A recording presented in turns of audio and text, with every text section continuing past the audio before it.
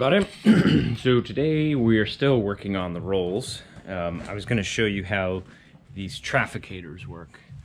These are cool little deals here. We cleaned all this up, kind of rebuilt this little area, and they're working nicely. They go into the side panel of the car here, and when you turn the turn signal on, they pop out. It's kind of cool. So let me show you. We're having a little battery issue here today, so we're charging that. This is the turn signal on the car here. That's how that works. It has a short in it. Gonna work on fixing that. But let me show you. See if I can show you how this works real quick. Let's see here.